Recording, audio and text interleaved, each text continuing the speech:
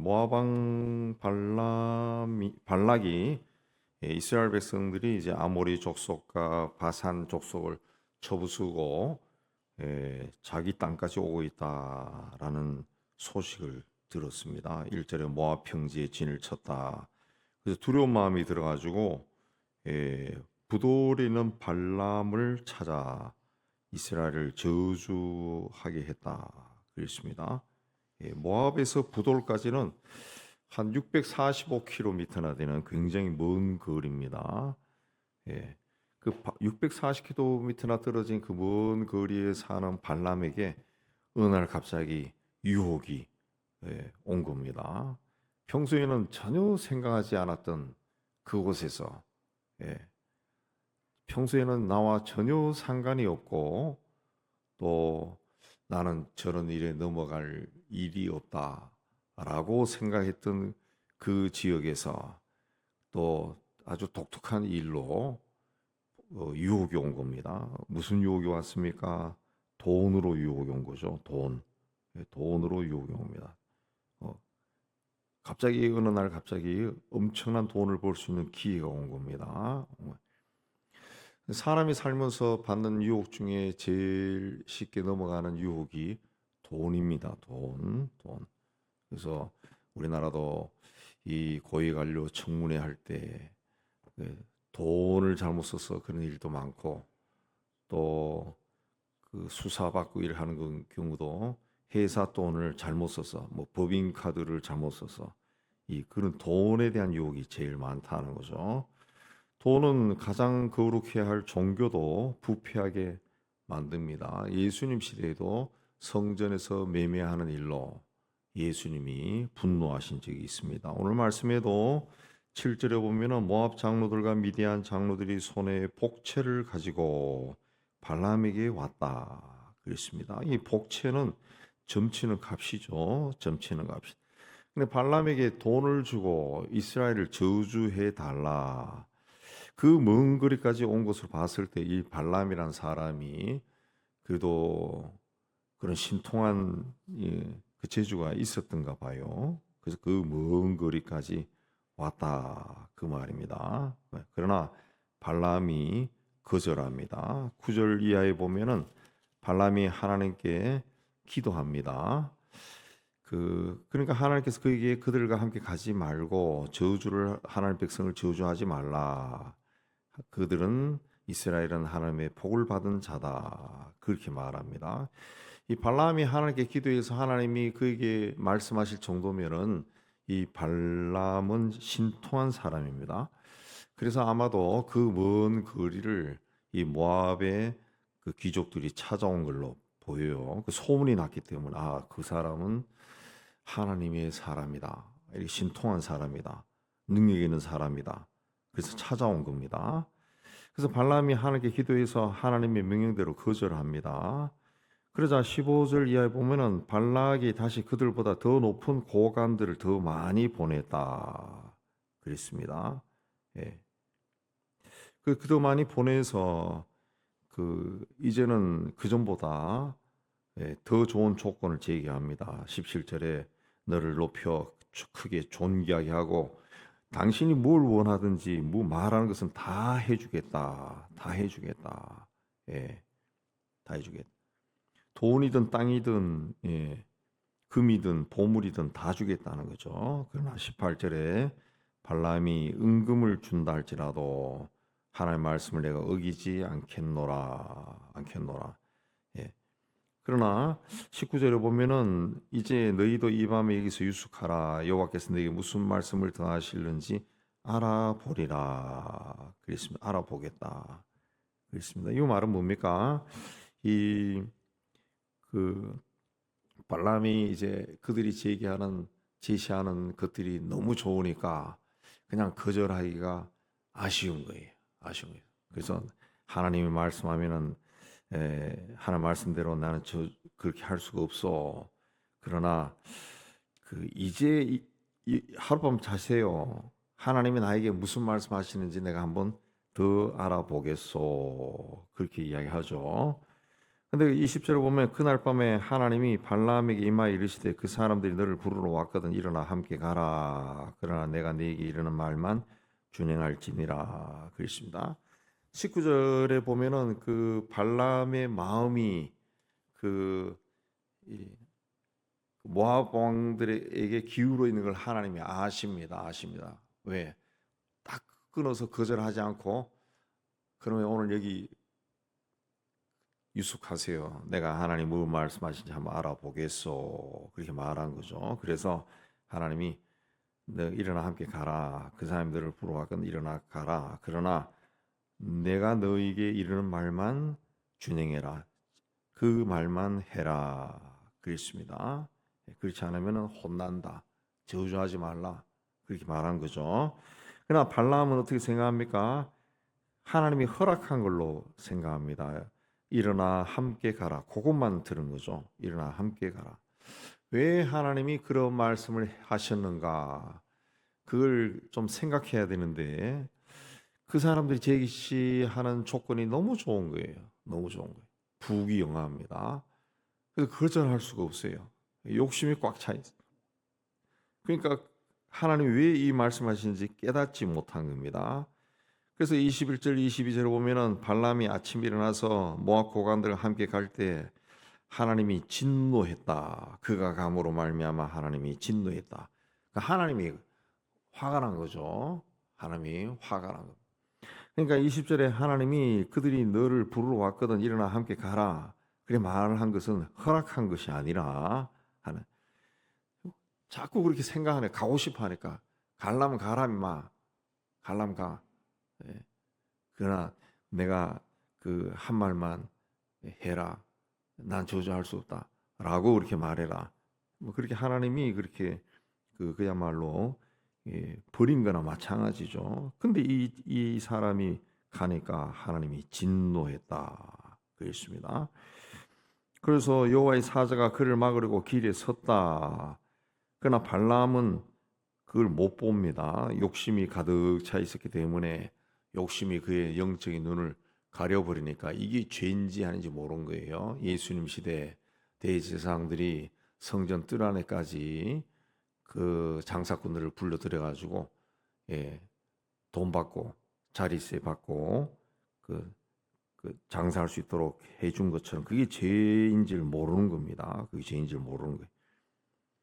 근데 그걸 나아기가 먼저 알아봤다. 나아기가 23절에 여호와의 사자가 칼을 빼어 손을 들고 길에 선 것을 보고 길에서 벗어나 밭에 들어갔다. 그걸 보고 이 엉뚱한 들어가니까 발람이 채찍질했다. 그랬습니다. 채찍질했다. 예. 그 나아기가 25절에 또 여호와의 사자를 보고 몸을 담에 대는 바람에 막 두려워서 숨는 바람에 발람이 이제 발이 막 다치니까 또 화가 나서 또 채찍질을 했다. 그랬습니다. 그다음 20절에 또 나아기가 여호와의 사자를 보고 발람 밑에 엎드려 버렸다는 겁니다. 아예 엎드려서. 그러니까 발람이 지팡이로 나아기를 때렸다. 그랬습니다. 그러자 28절에 짐승이 발람에게 말을 하는 겁니다. 내가 당신에게 무엇을 할게 나를 이같이 3번을 때리느냐. 발람도 굉장히 놀랐겠죠. 그래서 29절에 네가 나를 거역하기 때문에 내 손에 칼이 있었으면 너를 죽였을 것이다. 그래서 30절에 나아기가 발람에게 나는 당신이 오늘까지 당신 일생 동안 탄 마귀가 아니냐. 내가 언제 당신에게 같이 하는 버릇이 있었느냐.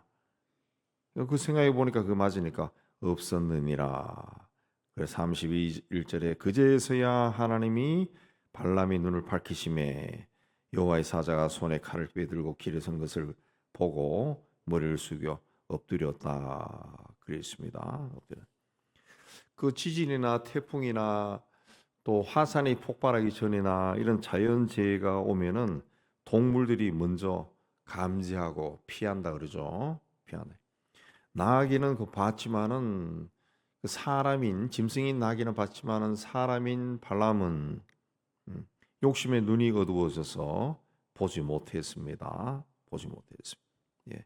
그래서 하나님으로부터 그 말을 듣고 38절에 보면은 발람이 발락에 갔습니다. 갔지만은 겁이 난 거예요. 하나님이 내 입에 주시는 말씀 그것을 말할 뿐이니라. 그것만 말하겠다. 그렇습니다. 예. 하나님에 대한 두려움이 있었어요. 정말 근데 이 사람이 하나님을 두려워했다 그러면은 그가 그 나귀가 그러고 그때 하나님이 나타나서 말씀하셨을 때 아우 이렇게 하면 안 되겠구나 그렇게 해서 집에 돌아갔을 거예요. 돌아갈 수 있게. 그러나 그 욕심이 그를 그 마음을 주장한 겁니다. 그래서 계속 가던 길을 간 거예요. 그 먼 길을 간 겁니다. 그리고 가서 결국은 모압 왕 발락과 함께 바알의 산당에 올라갔다. 40일절에 아침에 바알의 산당에 올라갔다. 그렇습니다. 산당에 올라. 뭐 저주하러 올라간 건 아니지만은 성경을 보면 저주까지는 안 하지만 그 결국은 유혹에 넘어간 겁니다. 가지 말아야 할 곳까지 간 거고 어울리지 말아야 할 사람하고 어울린 거죠. 그래서 베드로후서 2장 16절에 보면은 발람을 자기 불법을 인하여 책망을 받되 말 못하는 나귀가 사람의 소리로 말하여 이 선지자의 미친 것을 금지하였다. 그리고 여호수아서 13장에도 보면은 가나안 땅을 정복해 들어갈 때 이스라엘 자손이 그들을 도륙하는 중에 부올의 아들 술사 발람도 칼날로 죽였더라. 그래서 발람을 술사라 그랬습니다. 발람은 하나님께 기도하고 그러면 하나님이 그에게 나타나 말씀을 할 정도로 아마도 영적으로 뛰어난 선지자였습니다. 그래서 600km가 넘는 그 먼 거리를 모압의 왕이 보낸 사신들이 찾아올 정도로 그 600km 넘게 왔다라고 하는 것은 이웃 나라에까지 이 사람의 명성이 알려졌다는 거죠. 온 세상에 알려졌다는 거죠. 그런 그 은사가 있는 사람입니다. 근데 결국은 물질의 눈이 어두워서 성경에 나오는 대로 하나님 앞에서 미친 짓이나 하는 그런 자가 되어버렸죠. 거짓 선자, 결론은 거짓 선자. 하나님이 그 특별한 은혜를 주셨는데, 은사를 주셨는데 그 은사를 잘못된 곳에 사용하죠. 자기 욕심을 위해 사용하다가 결국은 거짓 선지자가 되어버린 거고 여호수아에 의해서 죽임을 당한 거죠. 하나님이 오늘 우리 시대에도 은사를 주십니다. 그래서 다양하게 은사가 나타나죠. 뭐 우리가 많이 받는 은사는 방언의 은사고 때로는 어떤 사람은 예언의 은사, 치유의 은사 뭐 이런 독특한 것도 받습니다. 그리고 사람들에게 뭐 전도도 잘하고 사람들도 많이 모으는 그런 은사도 있어요. 은사. 근데 그런 은사를 하나님을 위해서 온전히 사용해야 되는데 자꾸 그걸 통해서 내 이름이 이 송파구에서 서울 시내로 또 전국으로 그다음에 해외까지 막 알려지고 그렇게 되면은 막 돈이 들어오거든. 돈이 권세가 들어오고 권세의 자리에 앉게 되고 돈이 들어오고 하니까 점점 눈이 어두워지. 눈이 어두워져서 점쟁이 노릇을 합니다. 점쟁이. 특별히 그 예언의 은사를 받았다는 사람들이 그런 사람들이 꽤 많더라고. 꽤 많더라. 제가 젊은 시절부터 보면은 그런 은사 받았다 그러면 어디서 소문이 났는지 그 먼 거리를 찾아가요. 저도 찾아간 적이 있거든. 같이 어떤 분하고 같이 되게 특별한 은사 받았다는 사람 찾아간 적이 있어요. 그렇게 소문이 나더라. 소문이 뭐 그냥 인천에서 송파구까지 올 정도로 소문이 난다는 거죠. 그렇게. 근데 그 이제 결국 그게 그 세상 물질이 눈이 어두워져 버리면은 하나님이 주신 은사를 엉뚱하게 사용하고 그러면 그게 그때부터 효력이 있느냐? 효력이 또 사라지는 거죠. 잘못된 방향으로 자꾸 나가는 거죠. 근데 굉장히 위험한 일입니다. 위험한 일. 그 물질의 눈이 어두워지면 삶이 무너집니다. 교회도 성직자도 정치인도 뭐 경제인도 세상 모든 사람들이 다 무너져요. 더욱이 정당하지 않은 돈, 땀을 흘리지 않은 돈에 관심을 두면은 쉽게 넘어갈 수가 있습니다. 우리는 믿음으로 사는 사람입니다. 신앙입니다. 신앙인. 하나님을 바라보고 사는 사람들입니다. 그럼 우리가 사는 그 살 때에도 우리가 어쩌면 하나님께 가는 그 순간까지 이런저런 유혹들이 우리 앞에 다가올 겁니다. 다가올 겁니다. 예. 그래서 생활이 공고해지면 또 돈에 대한 유혹도 굉장히 많이 올 겁니다. 굉장히 많이 옵니다. 그걸 이겨야 돼. 이겨야 돼. 70년대, 80년대에 그 통일교에서 자기 세력 확산시킬 때 가난한 그 목회자들을 대상으로 그 많이 했습니다. 통일교라는 이름을 안 쓰고 뭐 가정 뭐 사역 연구 뭐 이런 식으로 해가지고 그 사람들에게 평생 가볼 수 없는 성지순례를 시켜주고 미국까지 데려가고 막 그랬어요. 또 가난한 그 학자들 교수들에게 접촉해서 유학도 보내주고 그렇게 해서 통일교가 그 세력을 막 확산시켰다. 확산시켰다. 예. 그래서 우리나라에도 이 고위층 중에는 그렇게 해서 출세해서 높은 자리에 올라간 사람들 중에는 통일교 돈 받아가지고 한 사람들도 꽤 많습니다. 그래서 통일교 행사에 고위직에 있던 사람들이 많이 간다고. 안 드러나기를 원할 뿐이지 종종 간다고요. 코가 끼인 거죠. 코가 끼인 거. 예. 결국은 자기 영혼을 파는 거고 지옥 가는 겁니다. 지옥 가. 예. 우리 인간의 삶이 세상에서 영원한 것이 아니에요. 시간이 흐르면 늙고 병들고 힘이 빠지고 언젠가 세상 떠납니다. 그리고 하나님 앞에 가서 심판받고 어떤 사람은 영생으로 어떤 사람은 영생이지만 똑같은 영생이지만 어떤 사람은 천국에서 영생, 어떤 사람은 지옥에서 영생합니다. 우리는 이런저런 유혹을 물리쳐야 돼요. 유혹을 물리치기 위해서는 지금 내가 가지고 있는 것에 감사하는 삶을 살아야죠. 감사하고 범사에 감사라 말씀처럼 감사하고 지금 가지고 있고 누리고 있는 것에 감사하고 거기서 하나님이 나와 함께 하심을 발견하고 그런 믿음으로 살 때 우리가 뭐 유혹을 넘어뜨리고 이길 수가 있습니다. 이 믿음으로 오늘 또 하나님 앞에 나아가는 여러분 되시기를 주의 이름으로 축복합니다.